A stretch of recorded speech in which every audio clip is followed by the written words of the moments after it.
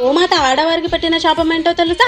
ఇప్పుడు తెలుసుకుందాం. ఒక ఊరిలో ఒక రైతుకు ఒక ఆవు ఉండేది. ఆవు ప్రతిరోజు చాలా ఎక్కువ పాలు ఇచ్చేది. ఆ రైతు ఎంతో ప్రేమగా ఆవును చూసుకునేవాడు. కానీ ఒకరోజు ఆవు పాలు ఇవ్వడం ఆపేసింది. కోపంతో ఆ రైతు ఆవును తరిమేశాడు. ఆవు బాధతో, భగవంతుడా, ఈ మనుషులకి ఇంత అహంకారం, ఇంత కఠినమైన మనసు ఎందుకు ఇచ్చావు? నేను ఇన్ని రోజులు పాలు ఇచ్చాను కాబట్టి నన్ను ప్రేమగా చూసుకున్నాడు. ఒకరోజు ఇవ్వకపోతే నన్ను కొట్టి తరిమేశాడు భగవంతుడా అని అంటుంది. కొన్ని నెలల తర్వాత ఆవుకి ఒక దూడ జన్మించింది. అప్పుడే అక్కడికి ఒక అమ్మాయి వచ్చింది.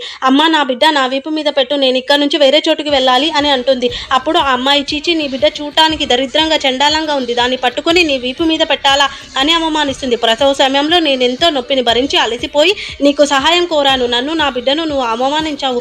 నీకు అసలు ఈ నొప్పి విలువ తెలియదు కదా. ఇక నుంచి ప్రసవ సమయంలో నేను పడిన బాధ కన్నా 100 రెట్లు ఎక్కువ బాధ మీరు అనుభవిస్తారు అని శాపం పెడుతుంది. అలాగే మీకు పుట్టిన బిడ్డ 9 నెలల వరకు నడవలేదు, ఆవుకు పుట్టిన బిడ్డ మాత్రం వెంటనే నడుస్తుంది అని అంటుంది.